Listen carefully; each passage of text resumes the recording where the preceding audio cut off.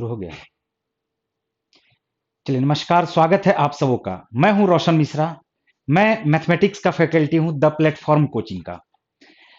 Group D की तैयारी कैसे किया जाए, ग्रुप डी से रिलेटेड किस तरह से क्वेश्चन पूछा जाता है, एग्जाम के प्रीवियस ईयर क्वेश्चन को कैसे एनालाइज किया जाए, आज हम लोग उसी बात पे चर्चा करना स्टार्ट करेंगे। ठीक है, आप सबों को पता है कि हमारा जो ग्रुप डी का बैच है वो 25 तारीख से आ चुका है।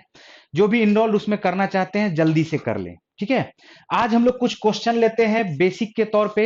एक आप उसको समझ सकते हैं कि जो एग्जाम में पूछा गया है उसके पैटर्न को समझने के लिए कुछ क्वेश्चन के सेट को डिस्कस करेंगे आज। और आपको यह समझना है कि क्वेश्चन सिर्फ ऐसा नहीं कि क्वेश्चन बना लिए तो हो गया, नहीं, क्वेश्चन को कैसे शॉर्टकट बनाए, सबसे बड़ी बात यही है। क्वेश्चन का तरीका क्या होना चाहिए, क्वेश्चन का हमारा अप्रोच क्या होना चाहिए कि हम जल्दी से बना भी पाए और एक्चुअल यानी एक्यूरेसी के साथ बना पाए। ठीक है, तो चलिए शुरू करेंगे। आज हम कुछ क्वेश्चंस यहां से देखेंगे। जैसा कि आपको दिख रहा होगा कि पहला नंबर का क्वेश्चन अब आपके सामने आ चुका है। ठीक है, तो पहले नंबर का क्वेश्चन को ध्यान से देखना है। पहले नंबर के क्वेश्चन को ध्यान से देखना है, पढ़ना है। क्या कहा जा रहा है, एक आदमी ने कुछ संतरे, ध्यान से समझो।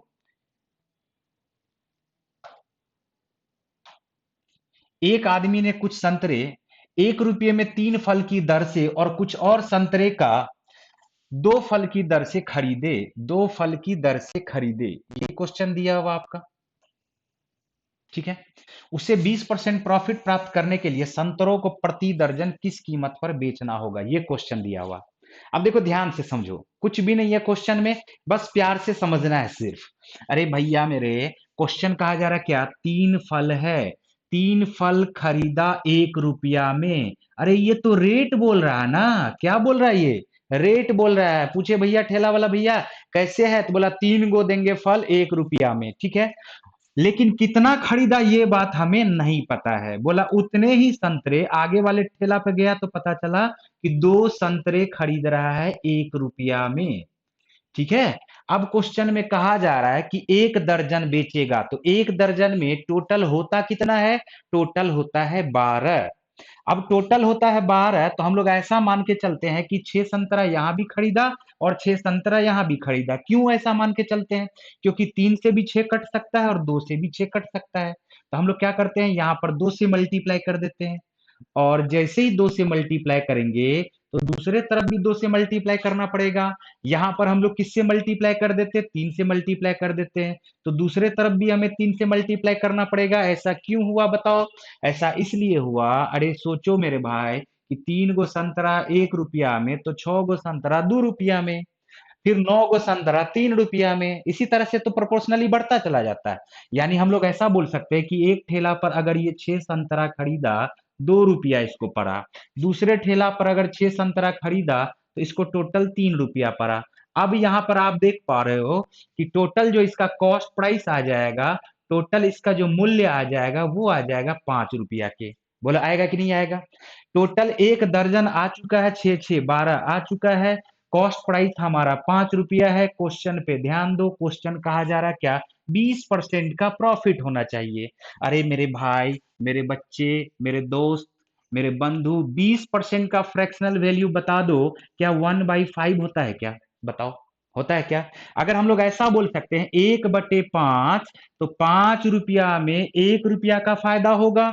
यहां पर 5 रुपया दिया हुआ ही है, तो सेलिंग प्राइस क्या हो जाएगा, सेलिंग प्राइस क्या हो जाएगा, टोटल 6 रुपया। या अगर आप इसको समझना चाहते हो कि 5 का 20% कितना होगा, तो 5 का 20% क्या हो जाएगा बताओ, 1 रुपया हो जाएगा। बोलो होगा कि नहीं होगा। और 1 रुपया फायदा में बेचेगा, मतलब टोटल ये 6 रुपया में बेचेगा। हमारा जो आंसर हो जाएगा वो क्या हो जाएगा, ऑप्शन नंबर डी। उम्मीद करते हैं कि ये क्वेश्चन आपको क्लियर समझ में आ गया होगा। ठीक है, अब यहां पर देखो, कुछ लोग इसको अलग अलग तरीके से भी बनाते हैं, कुछ लोग इस क्वेश्चन को अलग अलग तरीके से भी बनाते हैं। ये तो हमारा शॉर्टकट तरीका था। अगर हम लोग इसको थोड़ा दूसरे मेथड से देखें, दूसरे मेथड से समझना ध्यान से, दूसरे मेथड से समझो ध्यान से। अगर क्वेश्चन में कहा जा रहा है, कुछ लोग इसको ऐसे बनाते हैं, 3 फल खरीदा 1 रुपया में, तो एक फल का दाम क्या रुपया हुआ रे भाई, तो 1/3 रुपया हुआ। कितना रुपया हुआ, 1/3 रुपया हुआ। एक फल, 3 फल खरीदा 1 रुपया में, तो एक फल का दाम 1/3 रुपया। हमेशा याद रखना, हमेशा याद रखना। अगर वस्तु, हमेशा ये याद रखना, ठीक है, ध्यान से देखो। चलो, जैसे ये कहा जा रहा 3 फल का दाम 1 रुपया, तो बताओ तो एक फल का दाम हमेशा क्या होगा? 1/3 रुपया होगा कि नहीं होगा? बोलो, 1/3 रुपया होगा कि नहीं होगा? ठीक है। या आप हमेशा ये चीज याद रखो, कभी भी प्रत्येक का निकालना होगा, प्रत्येक वस्तु का निकालना होगा, तो रुपया वाला यानी अमाउंट को हमेशा कहाँ रखेंगे? अमाउंट को हमेशा हम लोग ऊपर रखेंगे। अमाउंट को हमेशा कहाँ रखेंगे? ऊपर रखेंगे। और वस्तु को हमेशा क्या करेंगे? नीचे रखेंगे। किसको? वस्तु को। ठीक है, वस्तु को हमेशा क्या करेंगे? नीचे रखेंगे। ये याद हो गया। अब ध्यान से देखो, बोला 2 फल उतने 1 रुपया में, फिर 2 फल खरीदा। अब जब दूसरे ठेला पे गया, तो यहाँ पे पता चल रहा है 2 फल खरीद रहा है 1 रुपया में। ठीक है, तो एक फल खरीदा गया कितने रुपया में? 1/2 रुपया में। बोलो, खरीदा कि नहीं खरीदा? तो हम लोग ऐसा बोल सकते हैं कि 2 फलों का दाम, एक फल यहाँ खरीदा 1/3 में, दूसरा फल 1/2 में खरीदा, तो 2 फलों का दाम क्या हम लोग ऐसा बोल सकते हैं क्या? 5/6 रुपया में। अरे 1/3 प्लस 1/2, तो मिलके क्या हो जाएगा? 5/6 रुपया। बोलो, होगा कि नहीं होगा? अब 2 फलों का दाम 5/6 रुपया, तो 12 फलों का दर्जन में हमें निकालना। अभी ये हमारा क्या निकल रहा है? क्रय मूल्य निकल रहा है, कॉस्ट प्राइस निकल रहा है। बोलो, निकल रहा है कि नहीं निकल रहा है? तो 2 का 6 गुना हो जाता है 12, तो 5/6 का अगर 6 गुना हम लोग कर देंगे, तो बताओ क्या ये 5 रुपया आएगा क्या? बोलो, 5 रुपया आएगा क्या? तो कॉस्ट प्राइस हमारा 5 रुपया आया हुआ है, तो 12 वस्तु का सेलिंग प्राइस हमें निकालना है। इस बार क्या निकालना है? सेलिंग प्राइस निकालना है। और सेलिंग प्राइस कैसे निकलेगा? बोला 20% फायदा पे बेच रहा है, तो 5 का 20%, 5 का 20%, 5 का 20%, 20% के जगह पे हम लोग क्या लिख देते हैं? 1/5। तो 5 से 5 आपका कट गया, 5 + 1 मिलकर के क्या हो जाएगा? 6 रुपया। बोलो, होगा कि नहीं होगा? लेकिन अगर हम लोग इस तरीके से बनाने लगे, तो फिर तो हमारा टाइम बहुत ज्यादा जाएगा। बोलो, जाएगा कि नहीं जाएगा? तो इस कंडीशन में हम लोग करेंगे क्या? इस कंडीशन में हम लोग या तो ऐसे भी बना सकते हैं, या पहला वाला तरीका का यूज करके भी क्वेश्चन को सॉल्व कर सकते हैं। ठीक है, चलिए आते हैं और नेक्स्ट क्वेश्चन को हम लोग देखते हैं। देखना ध्यान से, नेक्स्ट क्वेश्चन हमारा क्या दिया हुआ। दूसरा नंबर का क्वेश्चन है, कौन सी संख्या अपरिमेय है? पहले तो परिमेय संख्या का परिभाषा आपको पता होना चाहिए, फिर आपको अपरिमेय संख्या के बारे में पता चल पाएगा। परिमेय संख्या कहा किसको जाता है? परिमेय संख्या आखिर कहा किसको जाता है, इसको समझना। सभी लोग को इतना बात तो पता ही होगा कि परिमेय संख्या का जो परिभाषा होता है, कोई भी वैसा संख्या, कोई भी वैसा संख्या जिसको पी वाई क्यू के रूप में लिखा जा सके, जबकि q doesn't equal to zero, q zero के बराबर नहीं होना चाहिए। q जीरो के बराबर अगर हो जाएगा, तो फिर हमारा जो संख्या आएगा p में डिवाइड करेंगे जीरो से, तो इनफाइनाइट आ जाएगा। इनफाइनाइट को हम लोग क्या बोलते हैं? नॉन डिफाइंड नंबर बोलते हैं। बोलो, बोलते हैं कि नहीं बोलते हैं? ठीक है, तो q इक्वल जीरो के नहीं होना चाहिए। ठीक है, आपको बहुत लोग को ये भी पता होगा, क्या जीरो है परिमेय संख्या? तो है जीरो परिमेय संख्या, 0/1। नीचे में हमारा जीरो का आइडेंटिटी जीरो ही होगा, किसी से भी डिवाइड कर लो। तो जीरो का आइडेंटिटी पता होता है, बट इनफाइनाइट का आइडेंटिटी नहीं पता होता है। ठीक है, तो परिमेय संख्या आपको पता चल गया। अब आपको एक बात और भी पता होगा, कोई भी परफेक्ट स्क्वायर नंबर का अगर आप स्क्वायर रूट निकालते हो, तो ये क्या आएगा? देखो, परफेक्ट स्क्वायर नंबर का स्क्वायर रूट क्या आएगा? 2 आएगा। तो ये परिमेय संख्या है कि नहीं है? बोलोगे हाँ है। लेकिन किसी भी नॉन परफेक्ट स्क्वायर नंबर का अगर स्क्वायर रूट निकालते हो, वैसा संख्या जो परफेक्ट स्क्वायर नंबर नहीं है ना, पूर्ण वर्ग संख्या नहीं है, अगर उसका स्क्वायर रूट निकालते हो, तो यहाँ पर ये क्या आ जाएगा? डेसिमल में आएगा, और डेसिमल में भी बहुत आएगा। ठीक है, कहाँ तक जाएगा उसका पता नहीं है, तो ये हमेशा क्या होता है? अपरिमेय संख्या होता है। इतना बात आपको पता है। कोई भी परफेक्ट क्यूब नंबर का अगर क्यूब रूट निकालोगे, किसी भी परफेक्ट क्यूब नंबर का अगर क्यूब रूट निकालते हैं, तो ये क्या आ जा रहा है? देखो, परफेक्ट क्यूब नंबर का क्यूब रूट निकालेंगे तो ये परिमेय संख्या आ रहा। लेकिन अगर कोई भी संख्या ऐसा हो जो परफेक्ट क्यूब नंबर नहीं हो, जैसे 9 का क्यूब रूट निकालते हैं, तो क्या 9 का क्यूब रूट कभी निकलेगा क्या? नहीं निकलेगा, परफेक्ट नहीं निकलेगा, पी बाई क्यू के रूप में नहीं निकलेगा। तो ये क्या कहलाएगा? अपरिमेय संख्या कहलाएगा। इतना तो बात आपको समझ में आ गया। अब जब इतना बात आपको समझ में आ गया तो आते हैं क्वेश्चन पे। क्वेश्चन को समझना ध्यान से।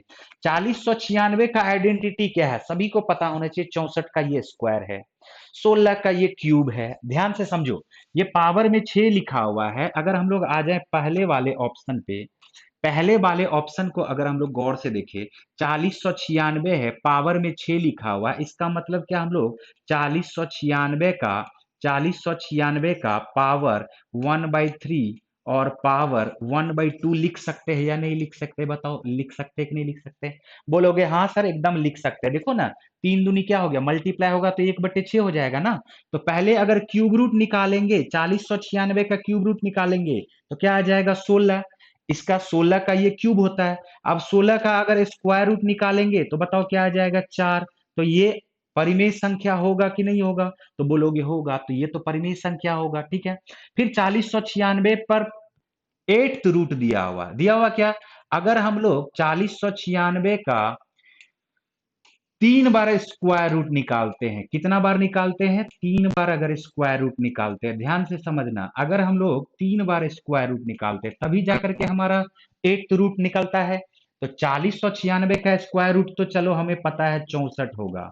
एक बार और स्क्वायर रूट अगर हम लोग पता करें, एक बार और अगर हम लोग स्क्वायर रूट पता करें 64 का, तो ये 8 हो जाएगा। लेकिन 8 का क्या स्क्वायर रूट निकलेगा क्या? बताओ। तो 8 का जैसे ही स्क्वायर रूट नहीं निकला तो ये अपरिमेय संख्या हो गया, और यही हमारा आंसर भी हो जाएगा।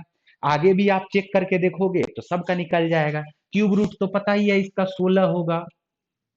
फोर्थ रूट क्या हो जाएगा? इसका 8 हो जाएगा। अभी तो हमने 2 बार स्क्वायर रूट निकाला, एक बार स्क्वायर रूट 64, फिर एक बार स्क्वायर रूट 8, तो ये फोर्थ रूट हो गया ना। बोलो हुआ कि नहीं हुआ? तो यहाँ ये भी परिमेय संख्या, ये भी परिमेय संख्या है, ये भी परिमेय संख्या है।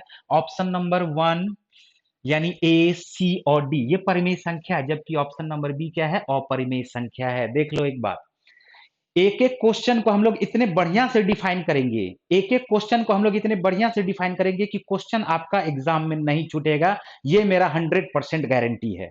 हम लोग हर एक टॉपिक को कवर करेंगे। ग्रुप डी में हर एक टॉपिक को हम लोग कवर करने वाले हैं। जितने भी आपके टॉपिक है, चाहे वो नंबर सिस्टम हो, चाहे एलसीएम एचसीएफ हो, सर्ट्स एंड इंडाइसेस हो, रेशियो प्रोपोर्शन हो, अरिथमेटिक का कोई भी टॉपिक हो, चाहे एडवांस का कोई भी टॉपिक हो, सभी टॉपिक को हम लोग कवर करेंगे यहाँ पर। और इतना बढ़िया से आपको डिस्क्राइब करके मैं बताऊंगा, अलग अलग तरीके से बताऊंगा, अप्रोच करने का एक अलग नियम बताऊंगा। तो फिर आपको ये समझ में आएगा कि एग्जाम में क्या अप्रोच से हमें एग्जाम देना चाहिए। ठीक है, तो उसका टेंशन एकदम नहीं लेना आप लोगों को। चलिए आते हैं नेक्स्ट क्वेश्चन पे आते हैं। नेक्स्ट क्वेश्चन देखो हमारा क्या दिया हुआ है। नेक्स्ट क्वेश्चन हमारा दिया हुआ, सीता ने प्रतिवर्ष 10% पर रुपया 18, ये 1,80,000 सामान्य ब्याज दर पर उधार लिए। उसने उस राशि को सालाना चक्रवृद्धि ब्याज पर अपने दोस्त को दे दिया। अब 2 साल के अंत में उसे कितना रुपया का लाभ हुआ? बहुत तेज थी रीता की सीता, है ना। तो देखो ध्यान से, यहाँ पर कुछ भी नहीं है। आप सिंपल सा लॉजिक है, इसका सिंपल सा लॉजिक है। देखो 10%, 10% ये सिंपल इंटरेस्ट होगा। बोलो होगा कि नहीं होगा? 10%, 10% ये क्या हो जाएगा? Simple interest. यानी हम लोग बोल सकते हैं कि साधारण ब्याज, प्रतिशत साधारण ब्याज, टोटल प्रतिशत साधारण ब्याज 20% के बराबर होगा। बोलो होगा कि नहीं होगा? अब इसको तो 20% पड़ रहा है, लेकिन ये क्या कर रहा है? चक्रवृद्धि ब्याज पे लगा दी सीता। तो चक्रवृद्धि ब्याज का मतलब क्या होता है? 10%, 10% सम पे तो मिल रहा है, प्रिंसिपल पे तो 10-10% मिल रहा है। लेकिन 10% का जब 10% हम लोग निकालते हैं, अरे इंटरेस्ट पे भी नहीं इंटरेस्ट आता है रे भाई। चक्रवृद्धि ब्याज में, कंपाउंड इंटरेस्ट में, इंटरेस्ट पर भी इंटरेस्ट लगता है ना। प्रिंसिपल पे तो इंटरेस्ट लगता ही है, मूलधन पे तो ब्याज लगता ही है, ब्याज पे भी उतने परसेंट का ब्याज लगता है। तो आप क्या देख पा रहे हो? 10%, 10% प्लस 1%, तो टोटल कंपाउंड इंटरेस्ट क्या हो जाएगा? टोटल चक्रवृद्धि ब्याज का परसेंटेज क्या हो जाएगा? 21% हो जाएगा। बोलो होगा कि नहीं होगा? और सिंपल इंटरेस्ट था हमारा 20%, यहां आया 21%। तो बताओ सीता को कितना टोटल परसेंट का फायदा होगा? जो भी एक्स्ट्रा आ रहा है वो तो सीता को ही फायदा होगा। तो 1% का फायदा हुआ, देखो 21 में से 20 घटा दिए तो 1%, लेकिन किसका? 1,80,000 का। तो हम लोग यहां पर लिख लेते हैं 1,80,000 का 1%। अब आपको पता है परसेंट से 2 जीरो भी काट सकते हो, या परसेंट से चलो 2 जीरो ही अभी फिलहाल काट लो, 2 जीरो काट लोगे तो यह हमारा आंसर क्या आ जाएगा? 1800 रुपया। यहाँ पर कुछ भी और भी एक्स्ट्रा समझने का जरूरत है क्या? कहीं पे कोई फार्मूला आ रहा है क्या? कुछ भी फार्मूला नहीं आ रहा है, एकदम कॉन्सेप्ट के साथ एक बेहतरीन अप्रोच के साथ क्वेश्चन को हम लोग सॉल्व कर पा रहे हैं। ठीक है, हमने क्या कहा? 10%, 10%, टोटल सिंपल इंटरेस्ट क्या हो जाएगा? 20%, जबकि 10 का भी 10% लगेगा तो 1%, टोटल कंपाउंड इंटरेस्ट 21%। 1% का फायदा हुआ 1,80,000 का, तो 1800 रुपया हमारा क्या हो गया? आंसर आ गया। ठीक है, उम्मीद करते हैं कि क्वेश्चन आपको क्लियर समझ में आ रहा होगा। ठीक है, चलिए आते हैं और चौथे नंबर के क्वेश्चन को हम लोग देखते हैं। देखो ध्यान से, चौथे नंबर का जो क्वेश्चन है इसको समझना। कहा क्या जा रहा है? एक दो अंकों की संख्या के अंकों का योग 11 है, यदि हम उसके अंकों को परस्पर बदल देते हैं तो बनी हुई नई संख्या मूल संख्या से 45 कम हो जाती है। मूल संख्या ज्ञात करें। देखो भाई, एक हम कॉन्सेप्ट दे रहे हैं, आज के बाद इस चीज को हमेशा याद रख लेना। कोई भी दो अंक की संख्या है, जैसे ए बी है और बी ए है, अगर इसको ऐड करेंगे, अगर इसको हम लोग ऐड करेंगे, ध्यान से समझना, अगर कोई भी दो अंक की संख्या और उसको उलट करके घटाएंगे तो क्या सब होगा? ध्यान से समझना। ठीक है, कुछ एग्जाम्पल भी हम लोग यहां पर देख लेंगे। जैसे ए बी है और बी ए है, दोनों को, अब कुछ लोग इसको ऐसे दूसरे तरह से जोड़ने लगता है। अरे ये 10 ए है, दहाई स्थान पे है, ये ए दहाई स्थान पे है, तो इसका मतलब इसका जो स्थानीय मान होगा वो ए गुना 10 होगा। बोलो होगा कि नहीं होगा? प्लस बी, यानी हम लोग इसको ऐसे बोल सकते हैं, ध्यान से समझो, ध्यान से समझो इसको। पहले हम यहां पर मिटाते हैं, ठीक है? इसको मिटाने के जस्ट बाद फिर हम आपको इसके माइनस के बारे में भी समझाएंगे, क्लियर समझ में आ जाएगा, टेंशन नहीं लेना है ना। चलो देखो यहां पर ध्यान से समझना, क्या हम लोग इसको ऐसा लिख सकते हैं क्या? 10a+b, ठीक है, प्लस, बहुत अच्छा कॉन्सेप्ट है, इसको हमेशा याद रखना। फिर ये 10b+a हो जाएगा। बोलो होगा कि नहीं होगा? अगर हम लोग दोनों को ऐड करेंगे तो क्या ये 11a आ गया, प्लस 10b+b, 11b आ गया क्या? तो 11 को अगर हम लोग कॉमन ले लेते हैं तो क्या a+b आएगा? 11 गुना a+b आएगा कि नहीं आएगा? बोलो। अब यहीं पे लोग क्या बोलता है, इसको ट्रिक बना देता है। ठीक है, बोलेगा ए बी में बी ए अगर ऐड करोगे तो सीधा क्या करना? 11 से मल्टीप्लाई कर देना, किसको? दोनों अंकों के योगफल को, दोनों अंकों के योगफल को। तो ट्रिक कहां से निकल के आया? बेसिक से ही ट्रिक भी निकल करके आया। लेकिन यहीं पर अगर ए बी में से बी ए को माइनस करे, बी ए को माइनस करे, तो देखो फिर इसको विस्तार से अगर लिखते हैं तो ये आ जाएगा 10a+b माइनस 10b प्लस ए आएगा, क्योंकि ये भी माइनस में है तो ये भी माइनस में होगा, यानी माइनस ए हो जाएगा। ठीक है, अब 10 ए में से ए घटेगा तो 9 ए आएगा, और बी में से 10 बी घटेगा तो -9 बी आएगा। बोलो आएगा कि नहीं आएगा? 9 हमारा हो गया कॉमन, तो ए माइनस बी आ जाएगा ब्रैकेट में। अब बोलेंगे किसी भी दो अंक की संख्या को उलट करके अगर घटाया जाए तो हमारा आंसर डायरेक्ट वे में कैसे लिखेंगे? 9 × e−b। बोलो लिखेंगे कि नहीं लिखेंगे? अब एक कॉन्सेप्ट, ये दोनों ही कॉन्सेप्ट याद रखना, कोई भी दो अंकों की संख्या है, उलट के अगर जोड़ा जाए तो दोनों अंकों का योगफल गुना 11, और दो अंकों की कोई संख्या है अगर उसको उलट करके घटाया जाए तो दोनों अंकों का अंतर गुना 9। ये बात आप याद रख सकते हैं। ये कहां से आया, आपको क्लियर हो पा रहा है? बताओ। ठीक है, अब हम लोग आ जाते हैं इस क्वेश्चन पे। ध्यान से देखो, इस क्वेश्चन पे देखो और कहानी खत्म है। देखो कहानी इसका कैसे खत्म है, समझना ध्यान से। दो अंकों की संख्या, योगफल तो 11 है, चलो ये तो हमने मान लिया कि योगफल इसका क्या है? 11 है। ठीक है, अब हम उसके अंकों को परस्पर बदल देते हैं तो बनी हुई संख्या मूल संख्या से 45 कम हो जाती है। अरे मेरे भाई, ए बी है, ए बी को बी ए से अगर घटा दो तो ये क्या होना चाहिए? 9 × a−b होना चाहिए। बोलो होना चाहिए कि नहीं होना चाहिए? 45 कम हो जाता है, इसका मतलब यही 45 है। अब a−b, 9 से जैसे ही इसको काटेंगे तो ये क्या आ जाएगा? 9×5 = 45 आ जाएगा। तो a−b हमारा क्या आ गया? 5 आ गया। बोलो आया कि नहीं आया? और अंकों का योग 11 दिया हुआ। अरे मेरे भाई, क्वेश्चन को तो सॉल्व करने का कोई जरूरत ही नहीं है। a माइनस बी हमारा क्या आया हुआ है, a प्लस बी हमारा 11 आया हुआ है, ठीक है। a प्लस बी हमारा क्या आया हुआ है, 11 आया हुआ है। चलो सॉरी, एक बार फिर से देख लेते हैं, ठीक है। ये तो आपका पूरा मिट गया। चलो ध्यान से समझना, हमने क्या कहा, ए बी में से अगर बी ए आपका ऐड किया जाए या माइनस किया जाए तो ये क्या हो जाएगा, 9 इंटू ए माइनस बी होगा। ये बराबर किसके हो जाएगा, 45 के। बोलो होगा कि नहीं होगा, ठीक है। तो 9 पचे क्या हो गया, 45। यानी दोनों अंकों का जो डिफरेंस होगा वो क्या आना चाहिए, 5, ठीक है। लिखो मत अब, दोनों अंकों का योगफल 11। ऑप्शन चेक करो, 9 2 11, 6 5 11, 5 6 11, 8 3 11, सही है। अब दोनों का अंतर क्या आ जा रहा है, 5 आना चाहिए। तो 9 और 2 का अंतर 5 आ रहा है क्या, 6 5 का अंतर 5 आ रहा है क्या, 5 6 का अंतर 5 आ रहा है क्या, 8 3 का अंतर 5 आ रहा है। ऑप्शन नंबर डी खत्म। आ रहा है बात समझ में? उम्मीद करते हैं कि आपको एकदम क्लियर समझ में आ रहा होगा। नहीं आ रहा है तो आप कमेंट जरूर करना, ठीक है। नेक्स्ट सेट में हम लोग और भी देखेंगे। चलो इस क्वेश्चन को ध्यान से देख लो और उसके जस्ट बाद फिर हम लोग आते हैं नेक्स्ट क्वेश्चन पे। चलिए आ जाओ, अभी नेक्स्ट क्वेश्चन हमारा जो दिया हुआ है, क्या ये हमारा चौथा क्वेश्चन हो गया था क्या, ठीक है। पांचवा क्वेश्चन पे आ जाओ। देखो पांचवा क्वेश्चन, एक बेहतरीन ट्रिक हम अभी बताने वाले हैं आप लोगों को एवरेज निकालने का, ठीक है। तो इसको ध्यान से समझना। क्वेश्चन का जरा, 12 महीने में गाजर का बाजार मूल्य दर्शाती है कितने महीने के लिए 1 किलो गाजर का मूल्य औसत मूल्य से अधिक था। आमतौर पे आप औसत मूल्य कैसे निकालते हो ये बताओ, क्या करते हो। अगर औसत, ये देखो 12 महीना, सबको जोड़ोगे, बोलो जोड़ोगे कि नहीं जोड़ोगे, तो सबको जोड़ोगे और फिर 12 से डिवाइड करोगे, ठीक है। तो हम एक तरीका आपको बताते हैं, पहले हम लोग इसको जोड़ लेते हैं, ठीक है।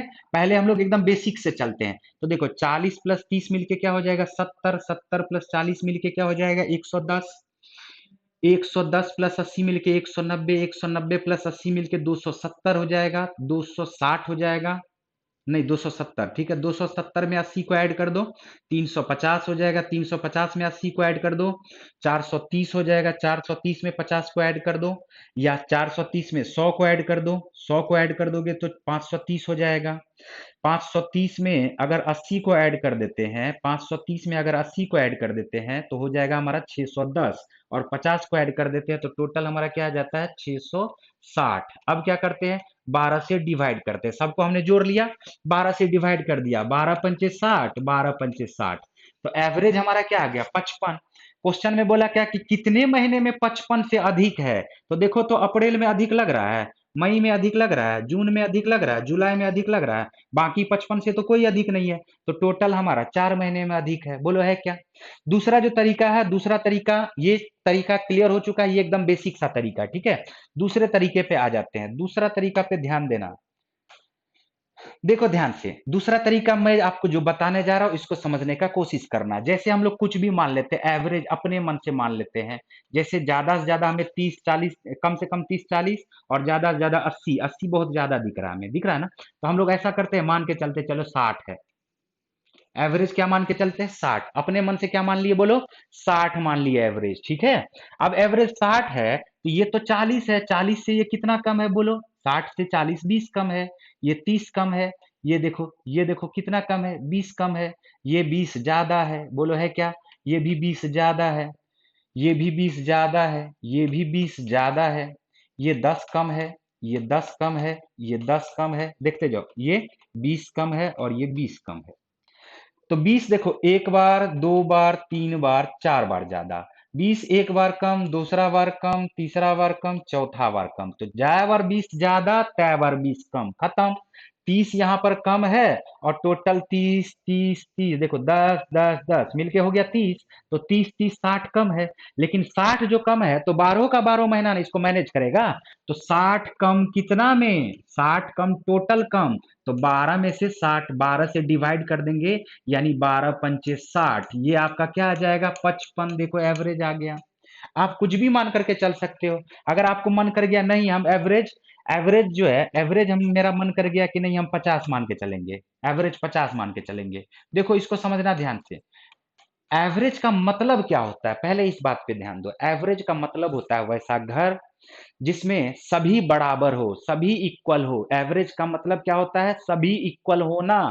पर लगा हुआ रहता है, जितना भी मैथमेटिकल वर्ड है उसमें पर लगा हुआ, प्रति लगा हुआ, ईच लगा हुआ है, तो आपको समझ के चलना है कि वो क्या है, एवरेज है। जैसे 10% पर लगा हुआ है, भाई आलू कैसे है, तो बोलोगे 20 रुपये पर केजी, तो 20 रुपये पर केजी वो भी आपका एवरेज है।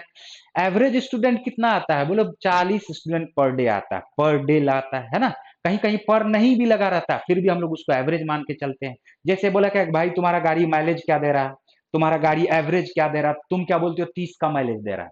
अरे भैया 30 का माइलेज दे रहा है का मतलब समझ रहे हो तुम, 30 का माइलेज का मतलब है 1 लीटर तेल अगर 2 लीटर तेल भराए तो 60 किलोमीटर गया, तो 1 लीटर में 30 किलोमीटर गया, है ना। तो 30 किलोमीटर पर लीटर देता है, उसी को हम लोग क्या बोलते हैं, एवरेज बोलते हैं। कहीं नहीं भी बोल रहा है लेकिन सेंस निकल करके एवरेज का ही आ रहा है, ठीक है। चलो एवरेज 50 है तो इसको भी 50 होना चाहिए था, लेकिन ये 10 कम है। इसको भी 50 होना चाहिए था, ये 20 कम है, ये 10 कम है। ये देख लो 30 ज्यादा है, बोलो है कि नहीं है 30 ज्यादा। तो हम लोग ऐसा करते हैं 30 ज्यादा है और 30 कम है, इसको मैनेज कर देते हैं, ठीक है। ये भी फिर देख लो 30 ज्यादा है, ये भी फिर देख लो 30 ज्यादा है, ये भी फिर देख लो 30 ज्यादा है। ये तो हमारा 50 ही है, तो ये तो जीरो हो गया, इसको तो कुछ टच भी नहीं करना है, इसको भी टच नहीं करना है, इसको भी टच नहीं करना है, क्योंकि ये तो मैनेज है। अभी देखो ये फिर कितना कम हो गया, 10 कम हो गया, ये फिर कितना कम हो गया, 10 कम हो गया। अब ध्यान से देखो थोड़ा सा, 10 कम 10 कम 10 कम, तो 10 10 20 10 30, 30 कम हुआ और एक बार 30 ज्यादा हुआ तो मैनेज हो गया। लेकिन एक्स्ट्रा हमारे पास क्या बचा, बोलोगे 60 एक्स्ट्रा बचा। अरे 60 रुपया एक्स्ट्रा बचा तो 12 में ना बांटोगे रे भाई, तो 60 रुपया जो एक्स्ट्रा बचा, ये 50-50 तो बांट दिए थे सब में। 60 रुपया एक्स्ट्रा बचा 12 में, तो 5-5 एक्स्ट्रा ऐड कर देंगे तो क्या देखो फिर से हमारा 55 आ जा रहा है कि नहीं आ जा रहा है। तो किसी भी तरीका से करने पे हमारा एवरेज यही आ रहा है। तो उम्मीद करेंगे कि ये तरीका आपको समझ में आ जाएगा, और जब एक बार आपको ये तरीका समझ में आ जाएगा तो एवरेज को आप चुटकी बजा करके क्वेश्चन का आसानी से निकाल सकते हो एवरेज, ठीक है। चलो उम्मीद करते हैं कि ये चीज आपको समझ में आ गया होगा। आपको पता है कि बोला कितने महीने के लिए 1 किलो गाजर का मूल्य औसत मूल्य से अधिक था, तो 55 से औसत मूल्य से अधिक है, तो कौन कौन सा महीना देखो, जून है, जुलाई है, मई है, अप्रैल है, 4 महीना। ऑप्शन नंबर क्या हो जाएगा, सी। उम्मीद करते हैं कि क्वेश्चन आपको समझ में आ गया होगा। नेक्स्ट क्वेश्चन पे आते हैं। छठे नंबर का क्वेश्चन है। छठे नंबर का क्वेश्चन सिर्फ बनाना नहीं है, समझना भी है। आप खुद बताओ, एज का ये क्वेश्चन है, और एज के क्वेश्चन में किसी भी दो व्यक्ति के बीच का जो एज का डिफरेंस है वो हमेशा हमेशा के लिए कांस्टेंट होता है। वो हमेशा हमेशा के लिए क्या होता है, बोलो, कांस्टेंट होता है। बोलेगा कि दो भाई के बीच 10 वर्ष का अंतर है, बड़ा भाई छोटे भाई से 10 वर्ष का अंतर है, 10 वर्ष बड़ा है, तो क्या कुछ साल के बाद ऐसा होगा कि छोटा भाई बड़ा भाई हो जाएगा और बड़ा भाई छोटा हो जाएगा। हाइट वाइट में हो सकता है, लेकिन एज का डिफरेंस क्या रहेगा, हमेशा इक्वल रहेगा। क्या रहेगा, बोलो, इक्वल रहेगा, ठीक है। तो अब आते हैं इस क्वेश्चन को सॉल्व करते हैं। इस क्वेश्चन को समझने का कोशिश करना। दो तरीका हम यहां पर सॉल्व करने के लिए बताते हैं। एक तो एज डिफरेंस इक्वल होगा, कांस्टेंट होगा, उस मेथड से कैसे क्वेश्चन को सॉल्व कर सकते हैं। दूसरा तरीका हम लोग क्रॉस प्रोडक्ट मेथड का भी इस्तेमाल कर सकते हो। तीसरा तरीका हम लोग फुल्ली बेसिक का भी इस्तेमाल कर सकते हैं, ठीक है। चलो आ जाओ यहां पर क्वेश्चन पे देखते हैं। हम लोग सबसे पहले कांस्टेंट करने का कोशिश करते हैं। ए बी की आयु का रेशियो दिया हुआ 1:2, ठीक है। क्वेश्चन में क्या कहा जा रहा है, इसको ध्यान से समझना। क्वेश्चन में कहा जा रहा है ए और बी के आयु का रेशियो दिया हुआ 1:2। 7 वर्ष बाद, कितने वर्ष बाद, 7 वर्ष बाद इसके आयु का अनुपात 3:5 हो जाएगा। तो अरे एक बात बताओ, 7 वर्ष ई भी बढ़ेगा, ए बढ़ेगा, तो 7 वर्ष बी भी ना बढ़ेगा। ऐसा बोलेगा कि नहीं ए चाचा आप बढ़ जाइए, हम भी जो है सो नहीं, हम नहीं बढ़ेंगे, हम 20 साल का है तो 20 साल के रहेंगे, ऐसा थोड़ी होता है? तो ए भी 7 वर्ष बढ़ा तो बी भी 7 वर्ष बढ़ेगा, दोनों सेम सेम बढ़ेगा। समझे कि नहीं समझे? तो जब दोनों सेम सेम बढ़ेगा तो दोनों के एज का जो डिफरेंस होगा वो हमेशा हमेशा के लिए क्या होगा, इक्वल होगा। बोलो होगा कि नहीं होगा, इक्वल, इक्वल होगा। तो अब 1 और 2 के बीच का डिफरेंस क्या है, बोलोगे 1, जबकि 3 और 5 के बीच का डिफरेंस क्या है, बोलोगे 2। तो यहां पर एज का डिफरेंस 2 है, यहां पर एज का डिफरेंस 1 है, तो 1 में कर दो 2 से मल्टीप्लाई, 2 में कर दो 1 से मल्टीप्लाई। तो देख लो 1 में करने का मतलब है दोनों ही टर्म में आप 2 से मल्टीप्लाई कर दो। अब गौर से देखो, 2 है और ये हो गया 4, तो 2 हो गया 4 हो गया, दोनों का अंतर 2 आ चुका है, क्या बोलो। तो दोनों का अंतर जब 2 आ चुका, 3 और 5 का भी अंतर 2 आ चुका है, तो एज का जो डिफरेंस है वो हो चुका है बैलेंस। और जैसे ही बैलेंस हुआ तो सब कुछ बैलेंस हो गया। देखो 2 से बढ़ा 3 तो 1 यूनिट बढ़ा, बी भी जब हम लोग बैलेंस कर चुके हैं तो 4 से हुआ 5, कितना यूनिट बढ़ा? बोलोगे 1 यूनिट बढ़ा। और क्वेश्चन में बोल रहा है 7 वर्ष के बाद, तो 1 बराबर क्या बोलेंगे हम लोग? 7 वर्ष। बोलो बोलेंगे कि नहीं बोलेंगे? तो जब 1 बराबर आया 7 वर्ष, 1 बराबर हमारा क्या आया? 7 वर्ष। तो ए का टोटल अभी तो हमारा 2 आया हुआ है, तो 2 बराबर हमारा क्या हो जाएगा? 2 बराबर 14। 1 यूनिट रिप्रेजेंट करता है 7 वर्ष को, तो 2 यूनिट रिप्रेजेंट करेगा 14 वर्ष को। जबकि 2 दूनी 4 यूनिट है, 4 यूनिट रिप्रेजेंट करेगा 4 4 सते 28 वर्ष को। बोलो करेगा कि नहीं करेगा? यार ये देखो दुगुना है, ए से बी दुगुना है, तो 14 वर्ष हमारा आ चुका है, तो बी का क्या आ जाएगा? बी का आ जाएगा हमारा 28 वर्ष। बोलो आएगा कि नहीं आएगा? बी का आ जाएगा 28 वर्ष। ऑप्शन नंबर क्या हो गया? ए खत्म। दूसरा तरीका पे ध्यान दो, दूसरा तरीका पे ध्यान दो। एक तो ये तरीका हमारा हो गया, दूसरा तरीका हम लोग क्रॉस प्रोडक्ट मेथड का इस्तेमाल करते हैं। इसको याद रखना, सिर्फ 1:2 है, ठीक है। और ये हो जा रहा है 3:5। क्रॉस प्रोडक्ट मेथड का इस्तेमाल करेंगे। ये भी 7 वर्ष बढ़ा, ये भी 7 वर्ष बढ़ा, ये भी 7 वर्ष बढ़ा, और दूसरा भी 7 वर्ष बढ़ा। क्रॉस प्रोडक्ट मेथड होता क्या है? क्रॉस प्रोडक्ट मेथड का कभी भी इस्तेमाल करेंगे तो हमेशा ऊपर वाले का ही रेशियो प्राप्त होता है। देखो कैसे करते हैं क्रॉस। 5 इकाई 5, 2 तिया 6। बोलो भैया डिफरेंस क्या आया, अंतर क्या आया? तो बोलोगे 5 और 6 का डिफरेंस तो इक्कीन होता है। 5 गुना 7 में से 3 गुना 7 घटाएंगे तो डिफरेंस 2 गुना 7 नहीं आएगा? बोलो जल्दी। अरे 5 गो 7 में से 3 गो 7 घटाएंगे तो 2 गो 7 आएगा। आप इसको ऐसे भी समझ सकते हो, 5 गो पेन में से 3 गो पेन घटाएंगे तो क्या गो पेन आएगा? 2 गो पेन आएगा। दोनों में देख लो, है ना। अब यहाँ पर डिफरेंस 1 यूनिट है, 1 यूनिट बराबर क्या हो जाएगा? 14 के। तो 1 यूनिट बराबर 14 के हो गया। देख लो यहाँ पर ऊपर वाला का रेशियो निकलेगा। ए क्या था? 1, तो 1 बराबर क्या आ गया? 14, और 2 हमारा क्या आ गया? 14 इंटू 2 यानी 28, यानी 14 एंड 28। ऑप्शन नंबर ए हमारा एकदम सही है। उम्मीद करते हैं कि क्रॉस प्रोडक्ट मेथड आपको क्लियर समझ में आ गया होगा। कुछ और भी क्वेश्चन जैसे ही हमें मिलेगा फिर से हम लोग क्रॉस प्रोडक्ट मेथड का इस्तेमाल करेंगे, ठीक है। चलिए आते हैं और नेक्स्ट क्वेश्चन पे हम लोग देखते हैं, ध्यान से समझना। देखो 7वां नंबर का क्वेश्चन क्या है? 7वां नंबर का क्वेश्चन कुछ भी नहीं है, वही सेम ऐसा ही क्वेश्चन है, पिछले क्वेश्चन की तरह ही है। बोलो है कि नहीं है? बोला क्या? मेरी आयु, मेरी आयु, चलो हम अपने आप को ए मान लेते हैं, ठीक है। मेरे बेटे से 5 गुना अधिक है, बेटा को बी मान लेते हैं। 5 गुना अधिक होने का क्या मतलब है? 5:1 का रेशियो है ना। बोला 6 वर्षों में, 6 वर्षों में मेरी आयु उसकी आयु से 3 गुनी अधिक होगी, यानी फ्यूचर में बात कर रहा है। तो हम लोग क्या देख पा रहे हैं? 3 गुनी होगी। बोलो है क्या ऐसा? ठीक है। अब 6 वर्ष बढ़ा तो ए भी 6 वर्ष बढ़ा होगा, बी भी 6 वर्ष बढ़ा होगा।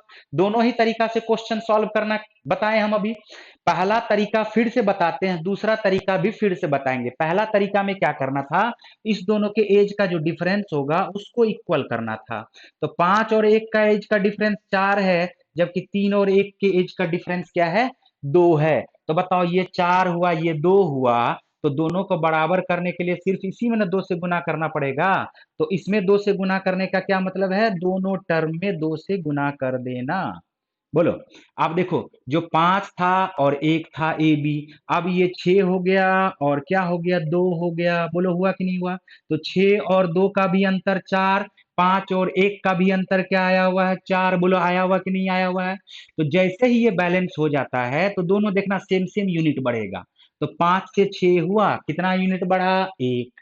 1 से 2 हुआ, कितना यूनिट बढ़ा? 1। और यही जो 1 यूनिट बढ़ा हुआ है, यही 1 यूनिट रिप्रेजेंट कर देगा किसको? तो 6 वर्षों को, क्योंकि 6 वर्ष बाद बोल रहा है।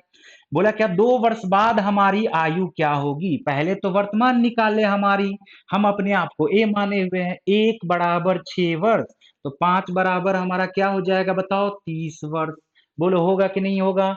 ठीक है। बी बराबर हमारा क्या हो जाएगा? 6 वर्ष। बोलो होगा कि नहीं होगा?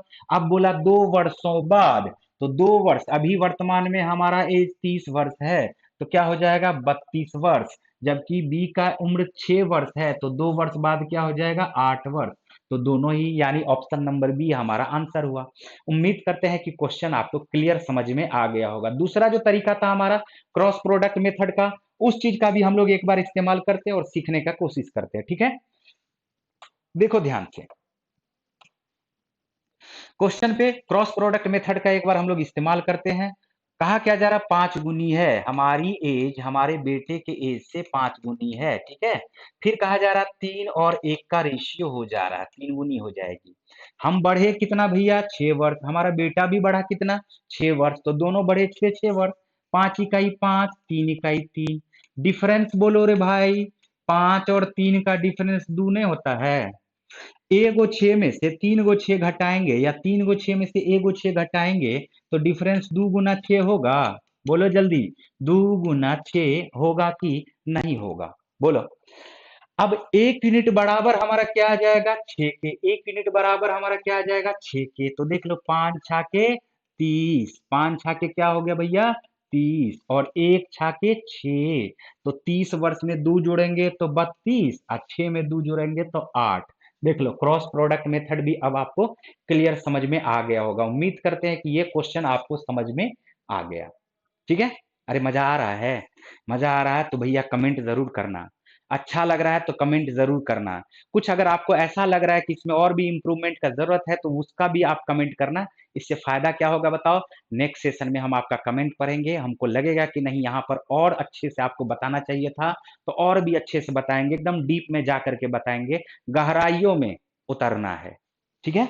चलो आ जाते हैं और 7वें नंबर के बाद आ जाओ 8वें नंबर का क्वेश्चन को देखते हैं। देखो ध्यान से, क्वेश्चन देखो, देखो इस क्वेश्चन में कुछ दम नहीं है, इस क्वेश्चन में कुछ भी दम नहीं है, सिर्फ और सिर्फ सिंप्लीफिकेशन है। लेकिन सिंप्लीफिकेशन में भी जोड़ घटाव करने में भी बहुत लोग गुनाह करता है। देखो ये क्या है, 2 सहित 1/3 है। तो 2 सहित 1/3 का मतलब क्या है, अगर 2 पूर्णांक 1/3 कहीं लिखा हुआ है, इसका मतलब क्या, हम लोग इसको ऐसा समझ सकते हैं क्या, 2 + 1/3 है।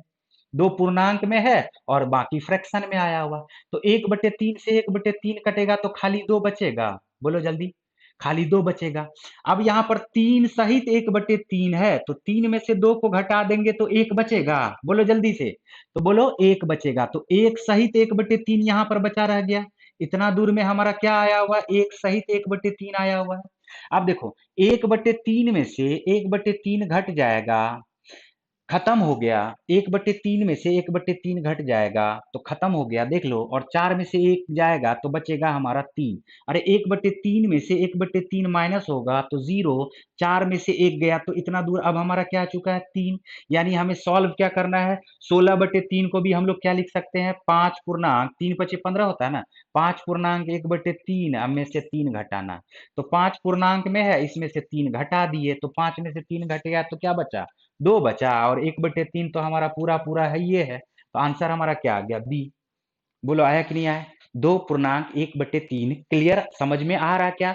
बहुत ही आसान सा क्वेश्चन था, चलिए इस पे ज्यादा डिस्कस नहीं करते हैं, नेक्स्ट क्वेश्चन पे आते हैं। और नेक्स्ट क्वेश्चन को समझना, डीआई से क्वेश्चन है और इस क्वेश्चन को देखने के बाद ही आंसर आ जाएगा। देखो क्या बोला, दिया गया बार ग्राफ, दिया गया जो बार ग्राफ है वो 5 वर्षों के संस्थान एबीसी द्वारा राष्ट्रीय स्तर पर आयोजित प्रवेश परीक्षा के परिणामों के बारे में जानकारी देता है। देखो 2012 में 30 है ना, रैंकर है। 2013 में 50 है। 2014 में सबसे बेकार है 10। 2015 में देखो 80 है। 2016 में 50 है। क्वेश्चन पूछा किस वर्ष में संस्थान एबीसी ने सबसे अधिक रैंक स्कोर किया, बताओ इसमें कोनो पूछने वाला बात है। आंसर नहीं हुआ 2015, दिख नहीं रहा सबसे ज्यादा कितना होता है, बोलो। तो खत्म हो गया। आते हैं नेक्स्ट क्वेश्चन पे, देखो ध्यान से।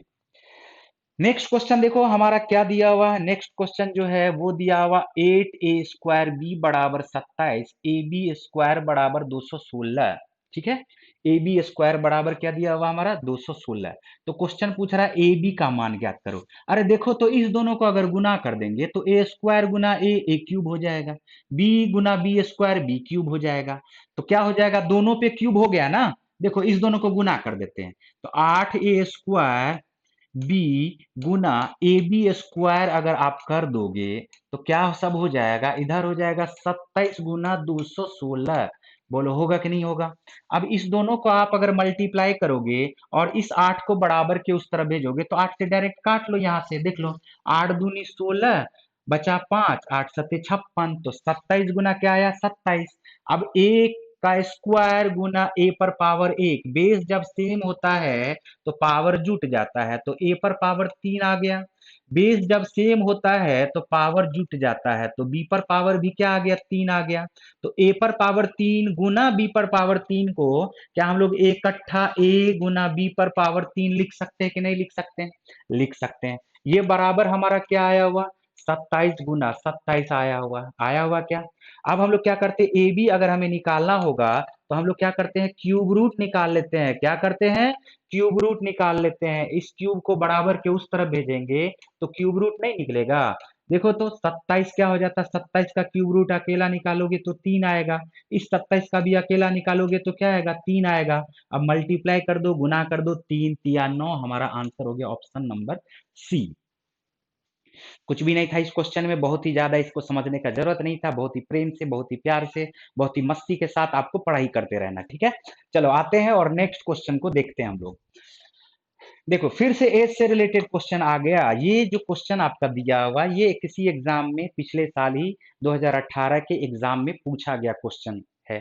किसी शिफ्ट में, जो भी शिफ्ट में पूछा गया है वो नहीं पता है किस शिफ्ट में है, बट ये एग्जाम का ही सेम क्वेश्चन है, यही एग्जाम का पैटर्न है, ठीक है। अब यहां पर ध्यान से समझना, क्वेश्चन में फिर क्या बोला, 10 वर्ष पूर्व पिता की आयु अपने बेटी की आयु से 3 गुना अधिक थी।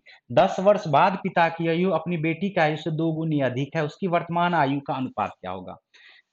बेहतरीन तरीका बताए तुम लोग को बैलेंस करने का। देखो ध्यान से, देखो ध्यान से क्या सब हम बोलते हैं।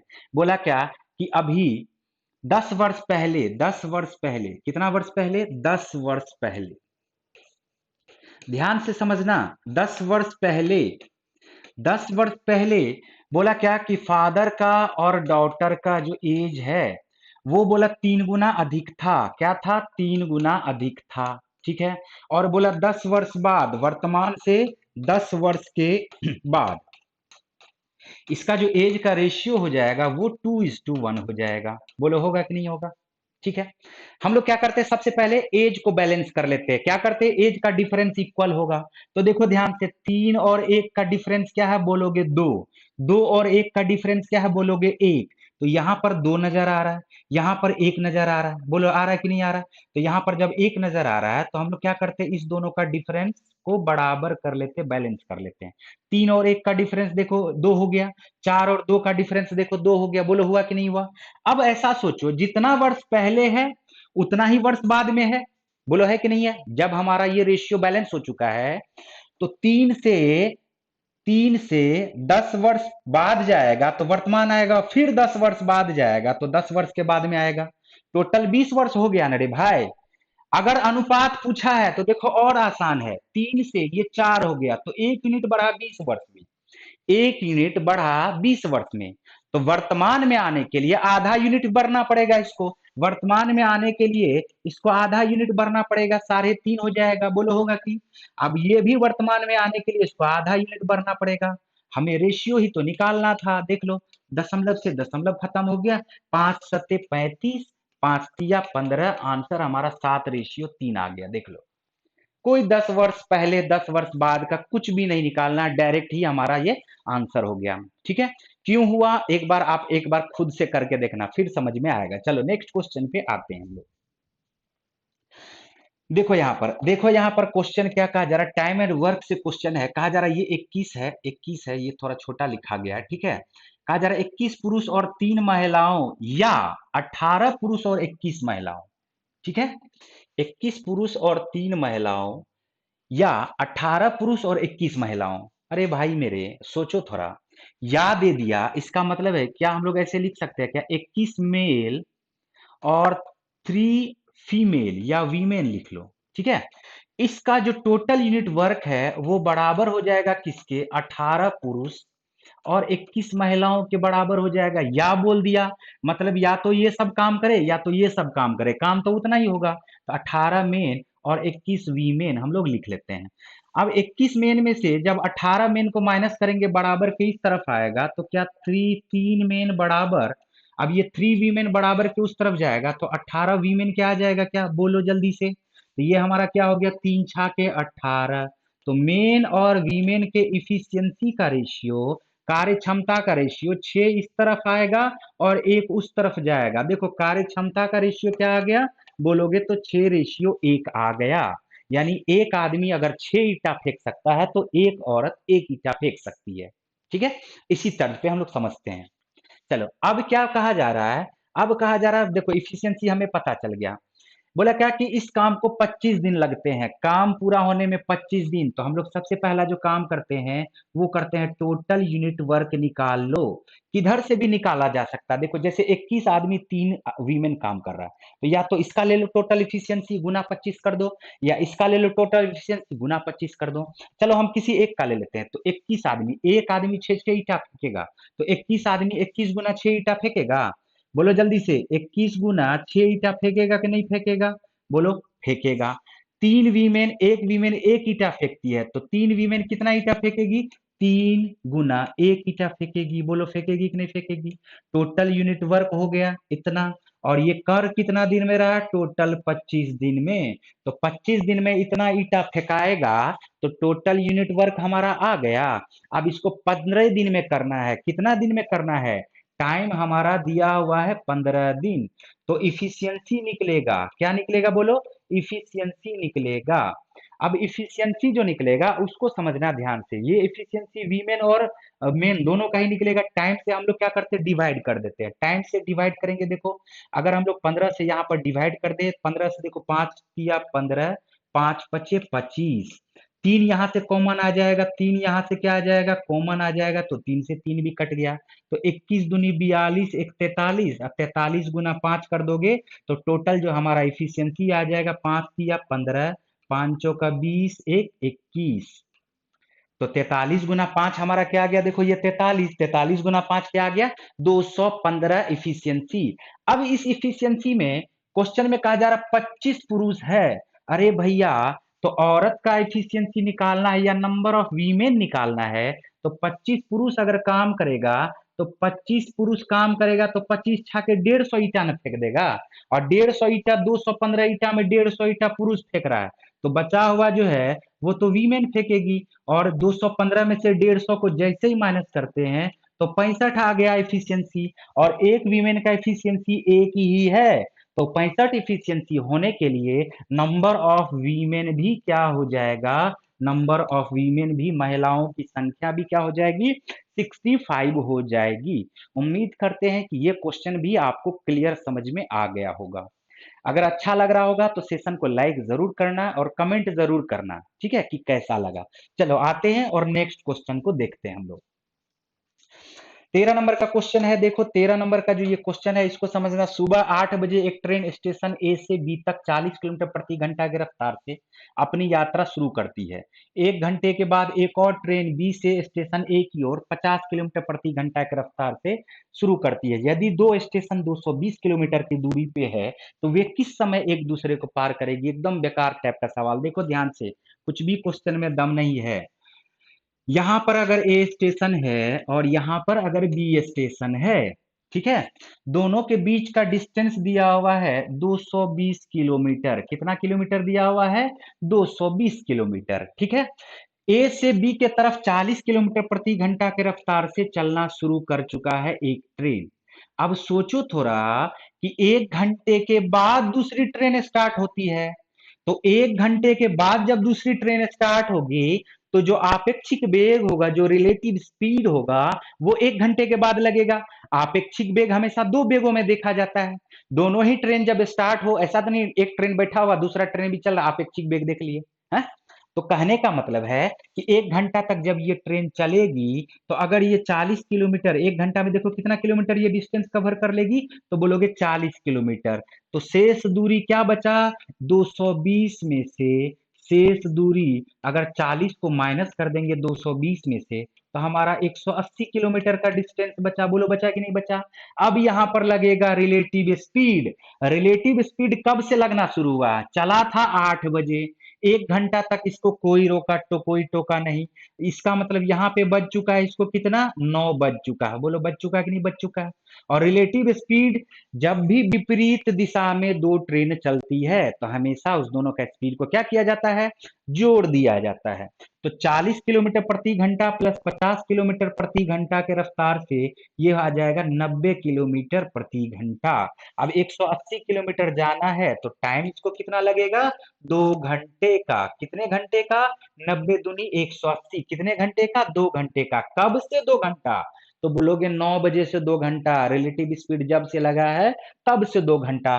तो 9 में 2 को ऐड कर देंगे तो ऑप्शन नंबर क्या हो जाएगा हमारा? सी, यानी 11 बज जाएगा।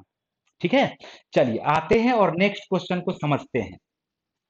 देखो ये तो एकदम टुच्चा टाइप का क्वेश्चन है, बहुत ही बेकार टाइप का क्वेश्चन ले लिया गया है। एक समकोण त्रिभुज है, एक समकोण त्रिभुज है, कहा क्या जा रहा है? ये 90 डिग्री का एंगल है, इसमें से एक 62 डिग्री है। बोलो है क्या? 62 डिग्री है, तो दूसरा न्यून कोण का माप ज्ञात करें। आपको पता होगा कि इस तीनों ही एंगल का योग हमेशा 180 डिग्री होता है। ये 90 डिग्री पहले से मौजूद है, तो इसका एंगल ज्ञात करने के लिए क्या करेंगे? सीधा सीधा 90 में से 62 को माइनस कर देंगे, आ जाएगा 28 डिग्री, यानी 28 डिग्री। अरे ये तो 90 है, ये है, तो बचा इस दोनों का योग 90। तो 62 हमारा एक न्यून कोण है, तो 90 में से 62 डिग्री को माइनस करेंगे तो क्या आ जाएगा? 28 डिग्री। बहुत ही आसान सा क्वेश्चन था ये। चलिए आते हैं और नेक्स्ट क्वेश्चन को देखते हैं हम लोग। नेक्स्ट क्वेश्चन देखिए हमारा क्या दिया हुआ? एक थैले में कहा जा रहा है क्या? एक थैले में लाल और हरी गेंद का अनुपात 38:5 था। लाल है यानी रेड है, हरा है यानी ग्रीन है। क्या रेशियो दिया हुआ था? 38:5।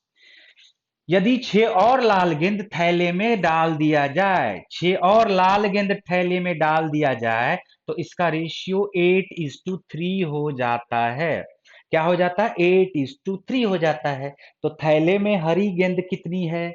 यहां से हम लोग रेशियो को करते हैं बैलेंस। कैसे करते हैं इसको समझना एकदम ध्यान से। देखो आपको पता है कि ग्रीन बॉल जो है इसमें कोई परिवर्तन नहीं हुआ है, ग्रीन वाले बॉल में कोई परिवर्तन नहीं हुआ है, तो ग्रीन वाला बॉल तो इक्वल होगा। बोलो होगा कि नहीं होगा? समान होगा। तो यहाँ पर ये 5 नजर आ रहा है, यहाँ पर ये 3 नजर आ रहा है। हम लोग इस दोनों को करते हैं समान, तो 3 से ऊपर गुना कर देते हैं और 5 से इसमें गुना कर देते हैं। देखो ये 15 हो गया, तो ये भी 15 हो गया। ये दोनों तो कांस्टेंट हो रहा है ना, इक्वल हो रहा है। अब जब इसके साथ 5 से गुना करते हैं तो इसके साथ में 38 गुना 3 भी है, और जब 3 में 5 से मल्टीप्लाई करते हैं, 3 में 5 से, तो 8 को भी 5 से मल्टीप्लाई करना पड़ता है। ठीक है,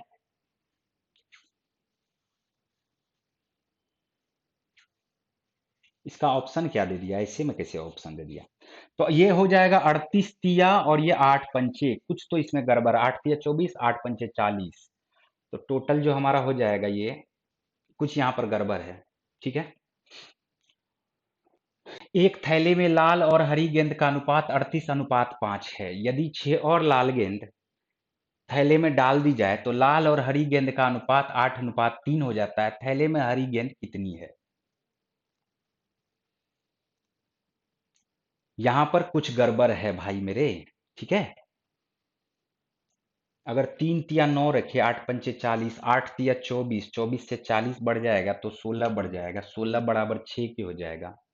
ठीक है, तो 15 बराबर हमें निकालना है। चलो ठीक है, इसी के हिसाब से निकाल देते हैं। थैले में हरी गेंद, ये देखो बट्टे में दे दिया है तो बट्टिये में निकाल लेते हैं। और क्या, बट्टे में दिया हुआ, हम समझ रहे हैं इसको बट्टिये में दिया हुआ, तो बट्टे में ही निकाल लेते हैं। ध्यान से समझना, ध्यान से समझने का कोशिश करना। ठीक है,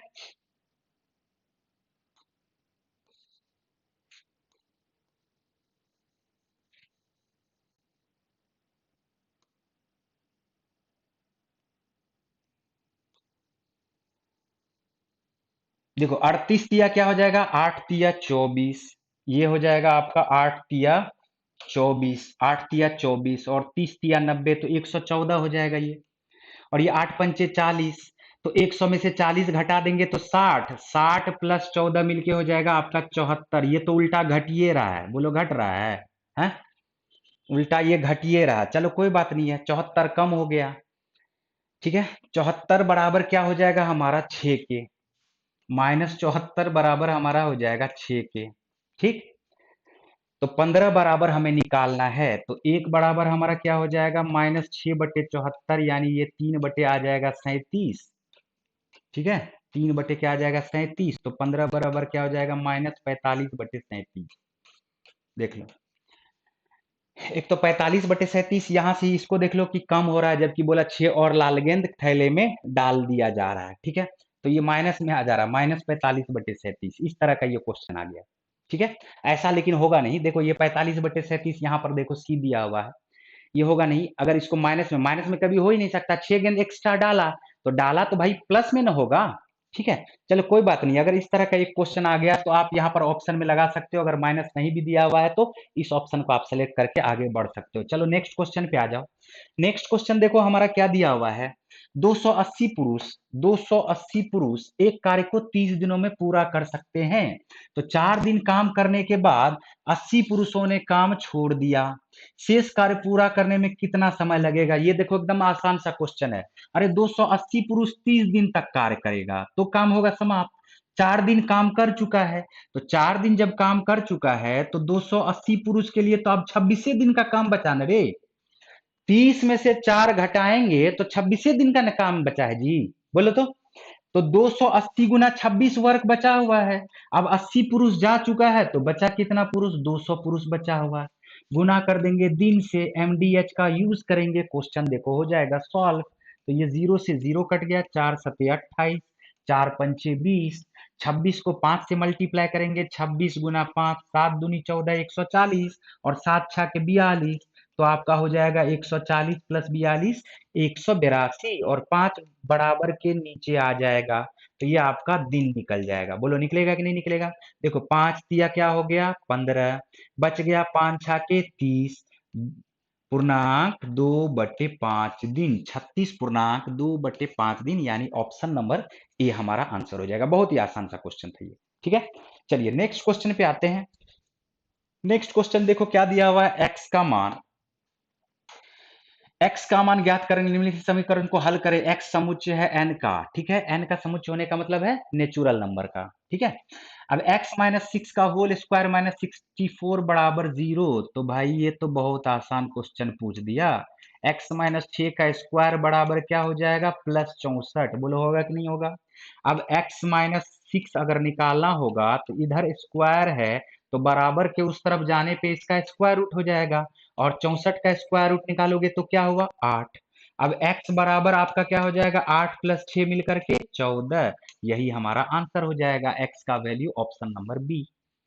ठीक है, चलिए आते हैं और नेक्स्ट क्वेश्चन देखते हैं हम लोग। नेक्स्ट क्वेश्चन देखो हमारा क्या दिया हुआ 18 नंबर का। 18 नंबर का क्वेश्चन पे ध्यान दो। बोला है कक्षा 10 के छात्रों, 10 का छात्र नहीं है, कक्षा 10 का, टेंथ का जो एग्जाम देने वाला है। ठीक है, एक परीक्षा आयोजित की गई, 96% पास हुए। अरे भाई मेरे, जब पास हुआ 96% तो फेल कितना प्रतिशत हुआ होगा? सीधा बोलोगे 4%, क्योंकि टोटल हमेशा 100% होता है। कितना परसेंट होता है? 100%, उससे ज्यादा हो ही नहीं सकता टोटल। तो 100 में से अगर 96% पास किया तो फेल किया होगा 4%। बोलो किया होगा कि नहीं किया होगा?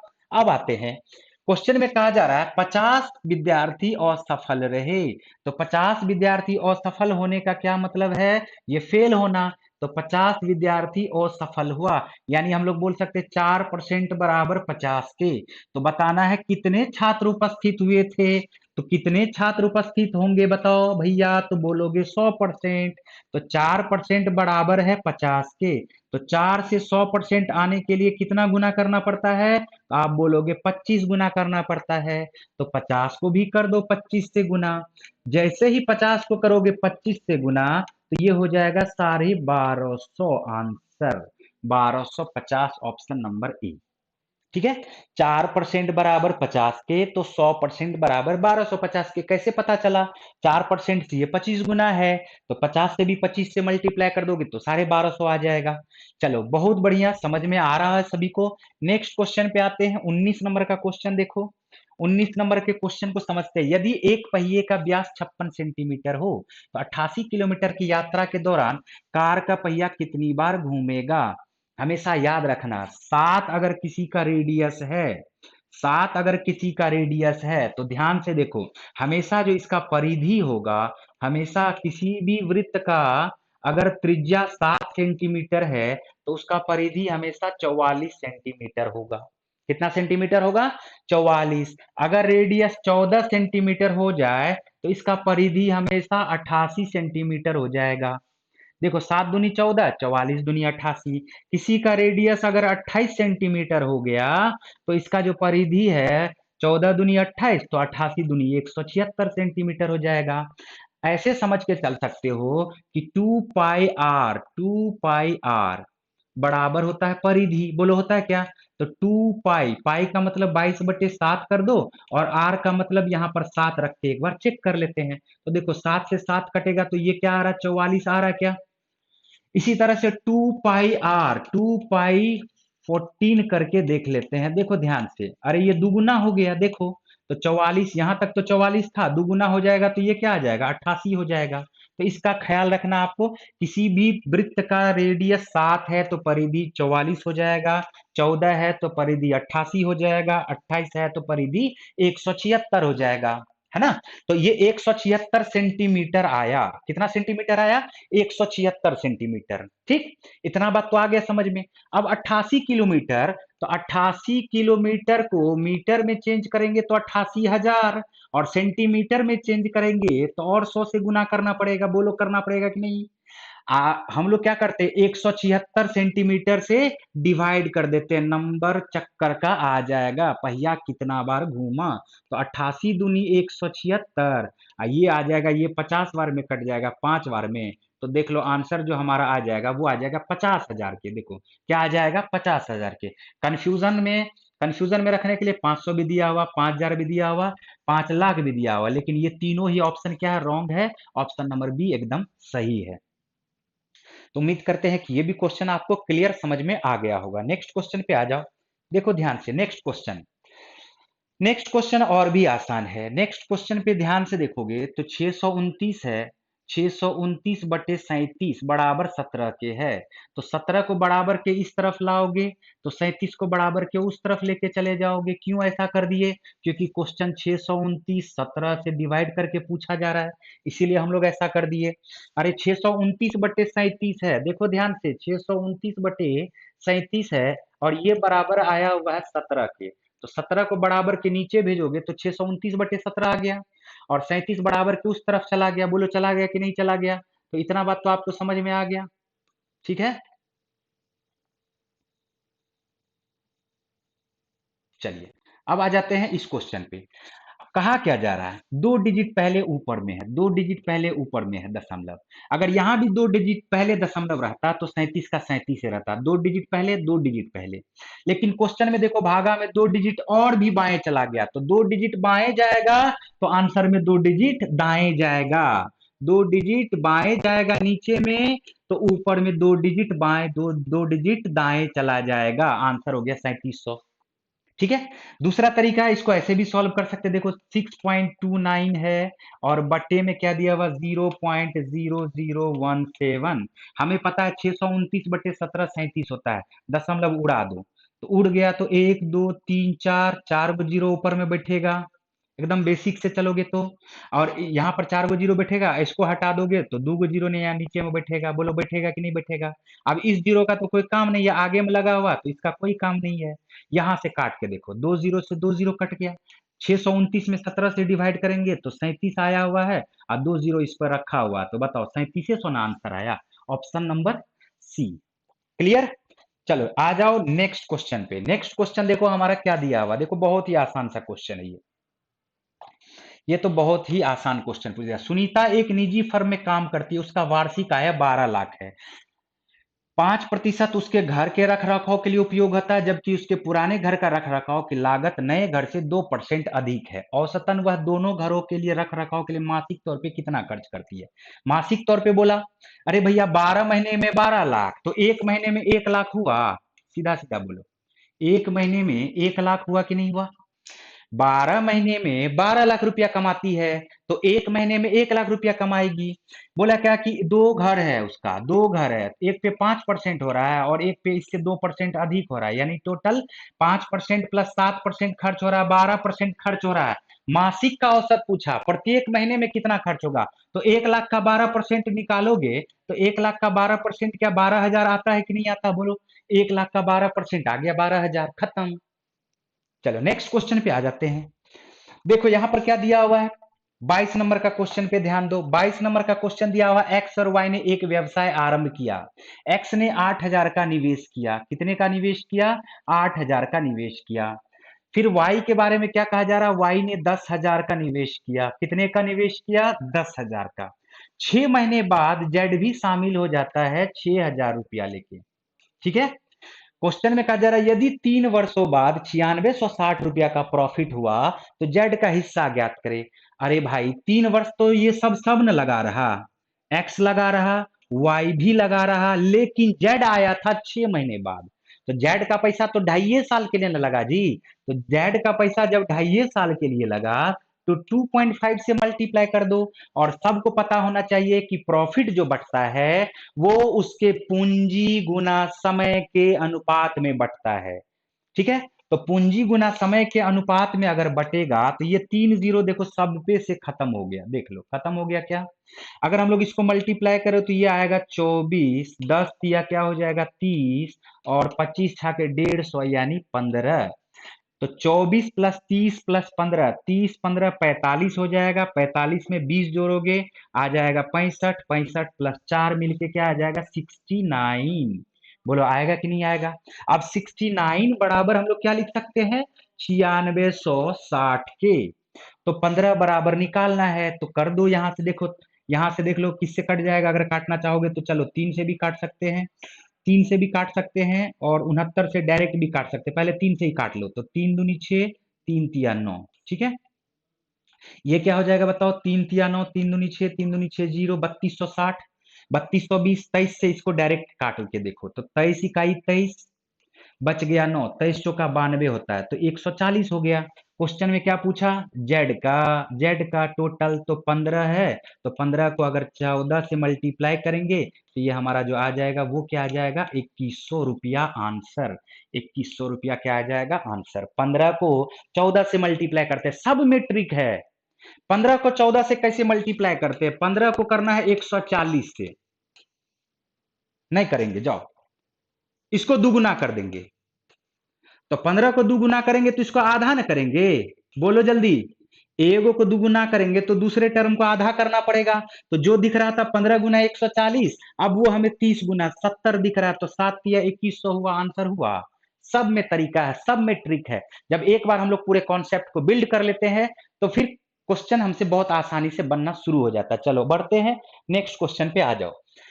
नेक्स्ट क्वेश्चन देखो हमारा दिया हुआ है, ट्रिगोनोमेट्री से क्वेश्चन है। Sine x minus cos x बराबर √2 कॉस एक्स है। तो कॉस एक्स से दोनों तरफ डिवाइड कर दो, तो साइन एक्स बटे कॉस एक्स, साइन एक्स बटे क्या हो जाएगा कॉस एक्स, देख लो ध्यान से। और इधर भी कॉस एक्स से डिवाइड करोगे, कॉस एक्स को कॉस एक्स से डिवाइड करोगे तो एक आएगा बराबर √2 कॉस एक्स में कॉस एक्स से डिवाइड करोगे तो √2 आ जाएगा। बोलो आएगा क्या? अब ये हमारा क्या हो गया टेन थीटा। टेन एक्स बराबर क्या हो गया √2 प्लस 1। बोलो हुआ कि नहीं हुआ? क्वेश्चन तो हमसे कॉट एक्स के बारे में पूछा है, तो कॉट एक्स हमेशा क्या होता है, टेन एक्स का रिवर्स होता है, रेसिप्रोकल होता है। तो रेसिप्रोकल करोगे तो 1/√2 प्लस क्या हो जाएगा 1। अब इसका परमेयीकरण कर दो, परमेयीकरण में भी ट्रिक है, सीधा ऊपर उलट दो, लेकिन साइन चेंज करके उलटना। क्या करना, साइन चेंज करके उलटना, साइन चेंज करके उलटना। तो साइन चेंज करके उल्टे, और इसका स्क्वायर, दोनों टर्म का स्क्वायर का डिफरेंस नीचे में लिख दो। तो √2 का स्क्वायर 2, 1 का स्क्वायर 1, तो दोनों का जो डिफरेंस आएगा वो क्या आएगा 1 आएगा। यानी कॉट एक्स बराबर हमारा क्या होगा √2 माइनस 1 ही होगा। √2 माइनस 1 यानी ऑप्शन नंबर ए खत्म। उम्मीद करते हैं कि ये क्वेश्चन भी बहुत आसानी से आप समझ पा रहे होंगे। नेक्स्ट क्वेश्चन पे आ जाते हैं हम लोग। देख लो नेक्स्ट क्वेश्चन जो हमारा दिया हुआ है, क्वेश्चन क्या कह रहा है, समझना ध्यान से, बहुत ही आसान सा क्वेश्चन है। 5 अंकों वाली सबसे बड़ी संख्या को 5, 6 और 7 से विभाजित किया जाए तो प्रत्येक स्थिति में 2 शेष बचता है, वह संख्या क्या होगी? अरे भाई मेरे, 5 अंकों की सबसे बड़ी संख्या 5 × 9 होगा। बोलो होगा कि नहीं होगा? 5 × 9 होगा कि नहीं होगा? ठीक है, अब इसको डिवाइड किससे करेंगे, 5 से भी कटना चाहिए, 6 से भी कटना चाहिए, और 7 से भी कटना चाहिए। तो इस तीनों का ही हम लोग क्या करते हैं एलसीएम ले लेते हैं। और एलसीएम कैसे लेंगे भैया, 5 6 7 लगातार संख्या दिया हुआ, को प्राइम नंबर है, अभाज्य संख्या है, तो तीनों को कर दो गुना, 6 पंचे 30, 30 गुना 7 क्या हो जाएगा 210। अब हम लोग क्या करेंगे, 210 से डिवाइड कर देंगे 99,999 को, तो 210 21 चौका होता है 84, तो यहां पर लिखेंगे हम लोग 840। बोलो लिखेंगे कि नहीं लिखेंगे, यहाँ आया 9, यहाँ आया 5 और यहाँ आया 1। ठीक है, अभी कटेगा नहीं, फिर से 9 आ जाएगा, देख लो। तो 2 सते होता है 14, यानी 7 गुना अगर करेंगे तो 1470 यहां पर आ जाएगा। बोलो आएगा कि नहीं, 10 सते 70 और 2 सते 14, तो 1470 आ गया हमारा। यहाँ पर आया 9, यहाँ पर आया 2, यहाँ पर आया 1। बोलो आया कि नहीं। अब एक बार 9 और उतार दो, तो 1299, 2 छाके होता है 12, तो 10 छाके 60, तो 1260 हो गया। बोलो हुआ कि नहीं हुआ। यानी एक बात हमें पता चल गया कि 2 से अगर इसमें डिवाइड करें तो इसमें डिवाइड करने के लिए 39 हमारा शेषफल बच रहा है। इसका मतलब 210 से परफेक्ट नंबर जो डिविजिबल है 99,999 से, वो 39 कम है। तो 99,999 में से पहले 39 घटा देते हैं, तो पहले 39 घटा देंगे तो 99,960 आएगा कि नहीं आएगा। अब तो देखो ये तो 210 से कट जाएगा, क्लियर। लेकिन क्वेश्चन में कहा जा रहा शेष 2 बचे, तो शेष 2 बचने के लिए इसमें क्या करेंगे, बोलो 2 ऐड कर देंगे, तो हमारा जो आंसर आएगा वो क्या आएगा, 99,962। आंसर हमारा आ गया 99,962, यानी ऑप्शन नंबर ए। क्लियर। चलिए आगे बढ़ते हैं, लास्ट क्वेश्चन है आज के सेशन का, समझना ध्यान से इसको। क्वेश्चन कहा जा रहा 893 प्लस 275 का स्क्वायर प्लस 893 माइनस 275 का स्क्वायर बटे 893 गुना 893 प्लस 275 गुना 275। देखने के बाद तो आदमी हरक जाएगा कि भैया इसको गुना कैसे करेंगे, घटाओ फिर गुना करो। देखो एक तरीका याद रख लेना हमेशा, कभी भी a प्लस बी का होल स्क्वायर, ठीक है, तो a प्लस बी का जो होल स्क्वायर होता है वो क्या होता है, A square plus B square plus 2ab। बोलो होता है कि नहीं होता है। और a माइनस बी का होल स्क्वायर क्या हो जाता है बताओ, a माइनस बी का होल स्क्वायर हो जाता है A square plus B square minus 2ab। ठीक है, अगर हम इस दोनों को ऐड कर दें, इस दोनों को जोड़ दें, तो इसका मतलब क्या है कि a प्लस बी का whole square plus A minus B का होल स्क्वायर, अगर इस दोनों को ही ऐड कर दे, इस दोनों टर्म को ऐड कर दे, तो A square plus A square 2 बार ए स्क्वायर आएगा, B square plus B square 2 बार बी स्क्वायर आएगा। लेकिन 2ab प्लस में माइनस में 2ab, ये दोनों तो कट जाएगा, तो 2 बार ए स्क्वायर आया और 2 बार बी स्क्वायर आया, तो 2 बार ए स्क्वायर आया 2 बार बी स्क्वायर आया, तो क्या हम लोग इसको ऐसा लिख सकते हैं क्या, 2 into A square plus B square. बोलो लिख सकते हैं कि नहीं लिख सकते, लिख सकते हैं। ठीक है, अगर यहां पर एक चीज हम और सिखा रहे हैं कि अगर ऐसा आ जाए कि a प्लस बी का होल स्क्वायर रहे, इस बार माइनस कर दे हम लोग a माइनस बी का होल स्क्वायर, ठीक है, दोनों ही रिजल्ट को याद रखना, ए प्लस बी का whole square plus A minus B का होल स्क्वायर बराबर हो जाता है 2 into A square plus B square. ठीक, तो ए प्लस बी का होल स्क्वायर माइनस ए माइनस बी का होल स्क्वायर बराबर क्या हो जाएगा, ए स्क्वायर में से ए स्क्वायर माइनस होके खत्म हो जाएगा, B square minus B square खत्म हो जाएगा, 2ab माइनस माइनस 2ab, तो माइनस माइनस तो प्लस हो जाता है, 2ab प्लस 2ab मिलके हमारा क्या हो जाएगा, 4ab हो जाएगा।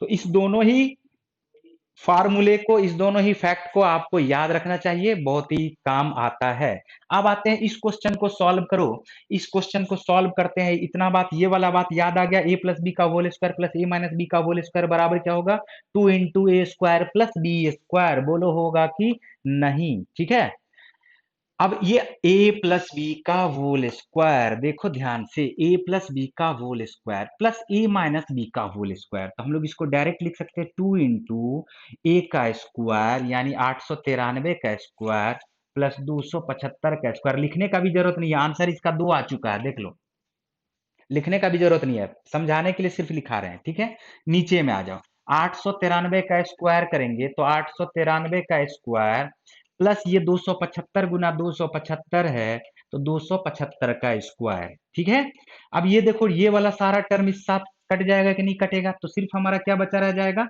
2। ठीक है, तो ऑप्शन नंबर हमारा क्या हो गया? डी, खत्म।